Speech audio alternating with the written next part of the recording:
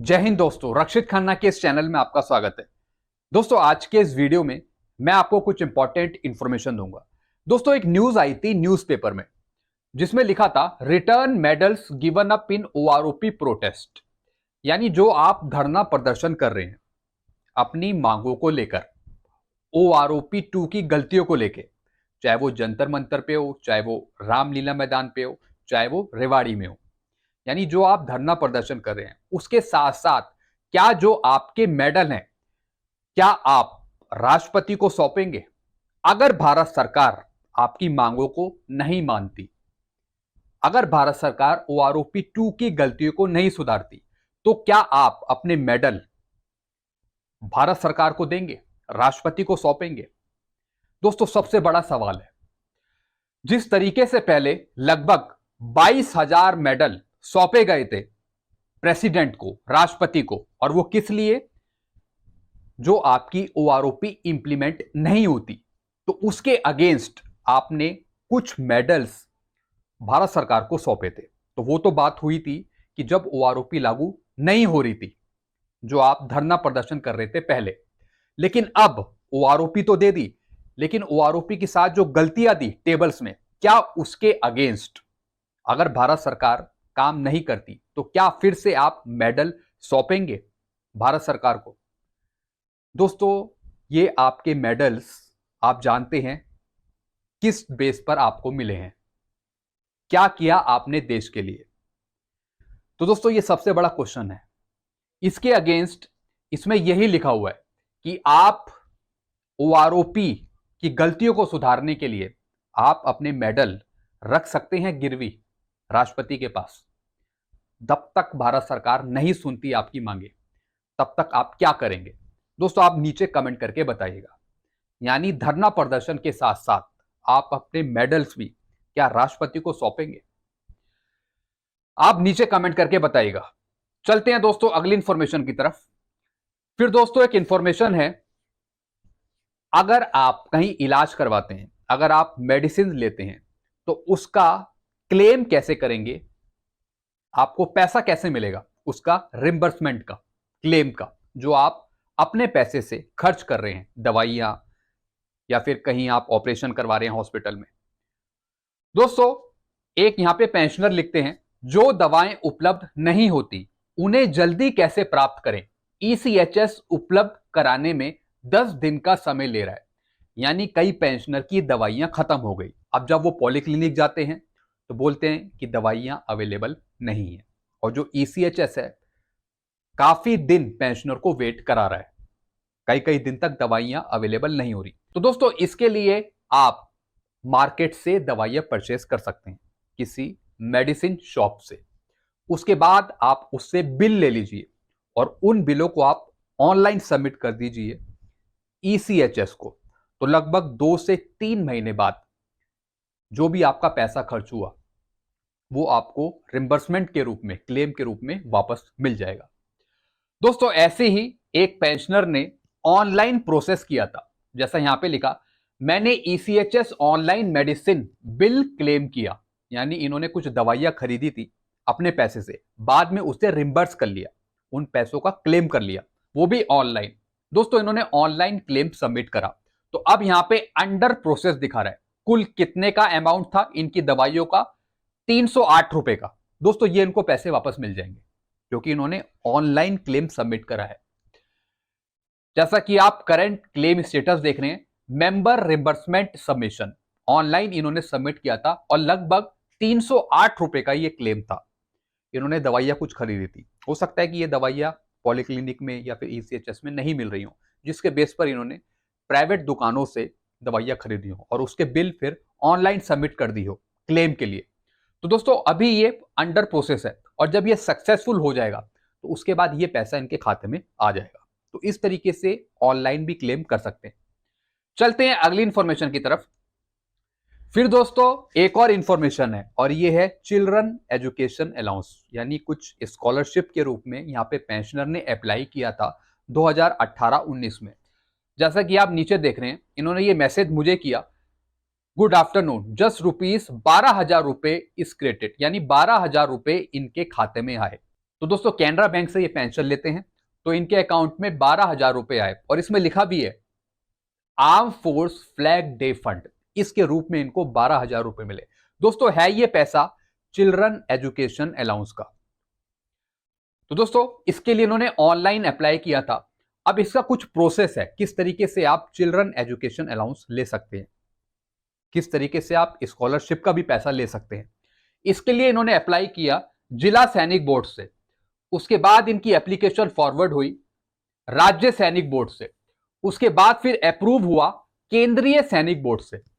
तो दोस्तों इस तरीके से ये 3 स्टेप है, पहले जिला सैनिक बोर्ड आपको जाना पड़ेगा, वहां से कार्रवाई करेंगे दोस्तों, फिर वो राज्य सैनिक बोर्ड के पास जाएगा, फिर लास्ट में अप्रूव करेगा केंद्रीय सैनिक बोर्ड। तो आप देख रहे हैं यहां पे अप्रूव्ड, यानी 2018-19 में इन्होंने अप्लाई करा होगा स्कॉलरशिप के लिए या फिर चिल्ड्रन एजुकेशन अलाउंस के लिए। बाद में अब जाकर यानी आज 22 तारीख को इनके खाते में पैसा आया 12,000 रुपए, जैसा कि मैं आपको दिखा रहा हूं। तो इस तरीके से आप भी अपने बच्चों के लिए क्लेम कर सकते हैं। तो इसके लिए आपको कार्यवाही करनी पड़ेगी जिला सैनिक बोर्ड से। चलते हैं अगली इंफॉर्मेशन की तरफ। फिर दोस्तों काफी पेंशनर को ये वाला एरर आ रहा है स्पर्श पे, sorry an error has occurred. दोस्तों ये टेक्निकल एरर है स्पर्श की साइड से, तो आपको कुछ दिन वेट करना पड़ेगा। जब ये ठीक हो जाएगा तो ऑटोमेटिकली आप फिर काम कर सकेंगे स्पर्श पे। तो थोड़े दिन आपको यहां पे वेट करना है, या फिर इसे आप लॉग आउट करके दोबारा लॉग इन करें कुछ घंटे बाद, या फिर 1 दिन बाद, या फिर 3-4 दिन बाद। चलते हैं अगली इंफॉर्मेशन की तरफ। फिर दोस्तों एक और मैसेज है डीएसपी खाते का कोड सर्विंग से पेंशन में बदलने के संबंध में, यानी एक लेटर जारी हुआ है Rajasthan ex serviceman corporation limited की तरफ से। डीएसपी खाते का सर्विस से पेंशन में कोड बदली कराने के लिए प्रार्थना पत्र, इसके लिए आपको कार्रवाई करनी पड़ेगी अपने बैंक से। दोस्तों ऐसी इसमें लिखा है हाल ही में रेक्सको के एक कर्मचारी की दुर्घटना में मौत हो गई, यानी एक कर्मचारी की डेथ हो गई। उसके परिवार को डीएसपी खाते का लाभ नहीं मिल सका क्योंकि बैंक में उसका खाता डीएसपी पेंशन के बजाय डीएसपी सेवारत था। दोस्तों अगर आपका अकाउंट डीएसपी में कन्वर्ट नहीं है, डीएसपी पेंशन अकाउंट नहीं है, अगर आपका खाता सिर्फ सर्विंग का है, तो फिर आपको डीएसपी की फैसिलिटी नहीं मिलेगी, क्योंकि डीएसपी सर्विंग का जो कोड है वो अलग है और डीएसपी पेंशन का जो कोड है वो अलग है। तो आपको सर्विंग का जो अकाउंट है उसे कन्वर्ट करना होता है डीएसपी पेंशन अकाउंट में, तभी आपको ये फैसिलिटी मिलती है। तो दोस्तों इन कर्मचारी की दुर्घटना में डेथ हो गई, एक्सीडेंट ये क्लेम हो गया, लेकिन ये जो अमाउंट था वो इसलिए नहीं मिल पाया वाइफ को, स्पाउस को, क्योंकि जो इनका अकाउंट था वो सिर्फ सर्विंग का था, डीएसपी में कन्वर्ट नहीं था।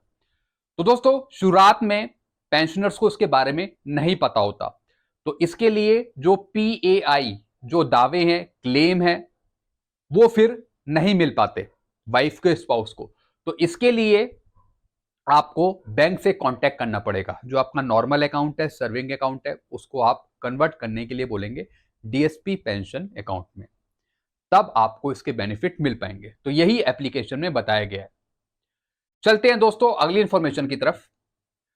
फिर दोस्तों लिखा है यहां पे पूर्व सैनिक और सेवारत सैनिक लाभ पाने के लिए 18 नवंबर 2023 तक ऑप्शन फॉर्म जमा करें, यानी आप लोगों के पास है मौका अपनी पेंशन बढ़ाने का, एक इंक्रीमेंट लगाने का, अगर आपका फिक्सेशन गलत हुआ है। दोस्तों ये आपके पास चॉइस है कि जो आपका फिक्सेशन है वो किस तरीके से आप करवाना चाहते हैं, डेट ऑफ प्रमोशन से या फिर डेट ऑफ नेक्स्ट इंक्रीमेंट से। तो दोस्तों इसको हम बोलते हैं ऑप्शन फॉर्म। तो ये आपको सबमिट करना पड़ेगा पीएओआर को। जब आप सबमिट करेंगे उसके बाद वो रेक्टिफाई करेंगे, सब कुछ देखेंगे, तब आपको इसका बेनिफिट मिल पाएगा। तो इसकी जो तारीख है वो है लास्ट 18 नवंबर 2023। इस डेट तक आप अपने रिकॉर्ड ऑफिस के थ्रू, जिला सैनिक बोर्ड के थ्रू आप ये कार्यवाही करेंगे। उसके बाद नई एलपीसी वगैरह जो भी काम है वो सब रिकॉर्ड फॉरवर्ड करेगा पीओआर को। दोस्तों जैसा कि आप यहाँ पे भी देख रहे हैं, पूर्व सैनिक और सेवारत सैनिक पे एंड पेंशन लाभ पाने के लिए ऑप्शन फॉर्म जमा करें, last date 18 November 2023। ESM and serving soldier get benefit, यानी जिनका पे फिक्सेशन गलत हुआ है। चलते हैं अगली इंफॉर्मेशन की तरफ। फिर दोस्तों उन पेंशनर के लिए अच्छी खबर है जो सीएसडी कार्ड बनवाना चाह रहे हैं, जिनका CSD कार्ड नहीं बना हुआ, CSD canteen card more than 10 year, अगर आपका CSD कार्ड बहुत पुराना हो गया है, 10 साल पहले का हो गया, तो उसे आपको चेंज करने की जरूरत है।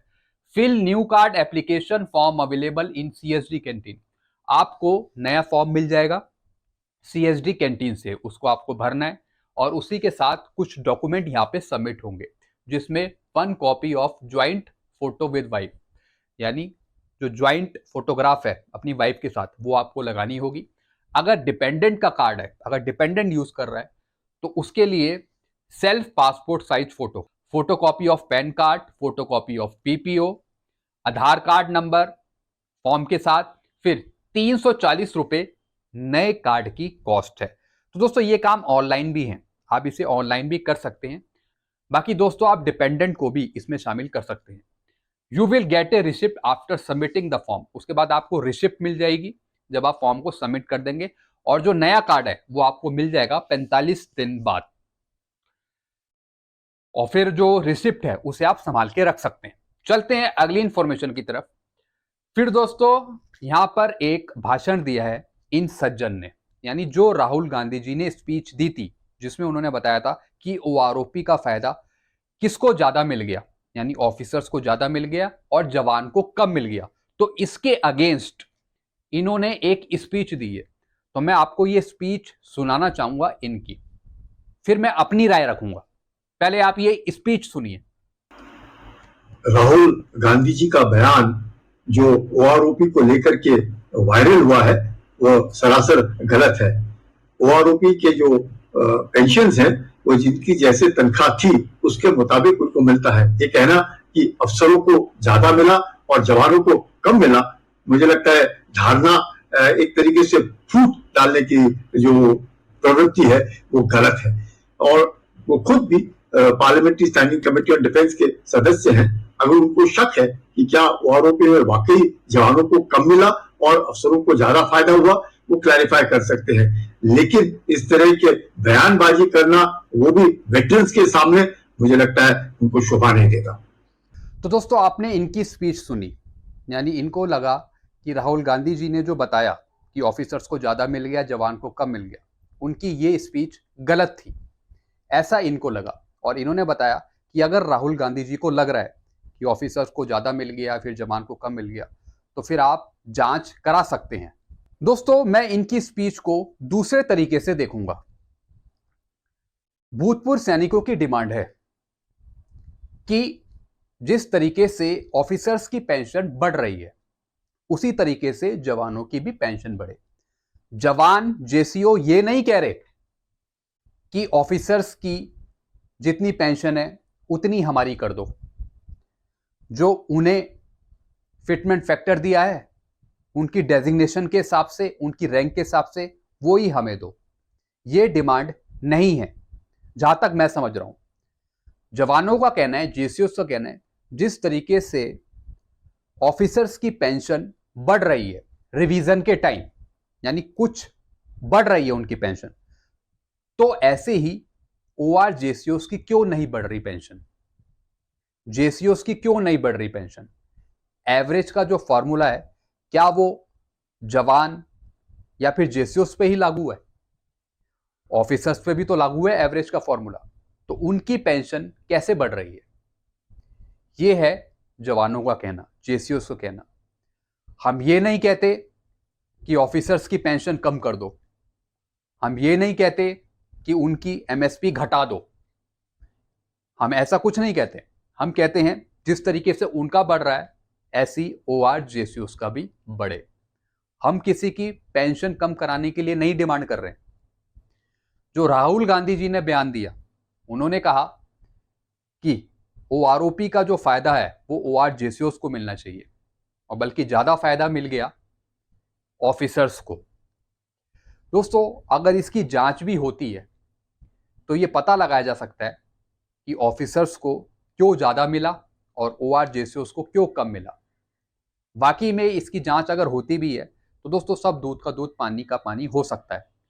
तो दोस्तों मेरा तो यही मानना है कि अगर रिवीजन हो रहा है OROP का, तो हर एक रैंक को उसका फायदा मिले। ऐसा नहीं है कि ऑफिसर्स की तो बड़ी पेंशन, लेकिन जेसीओस की 1 रुपए भी नहीं बढ़ा। ऐसा नहीं होना चाहिए। अगर ओआरस का भी बढ़ा है तो जेसीओस का भी बढ़ना चाहिए। अगर ऑफिसर्स का भी बढ़ा है तो ओआरस जेसीओस का भी बढ़ना चाहिए। मेरा तो यह मानना है। रिवीजन का मतलब क्या हुआ?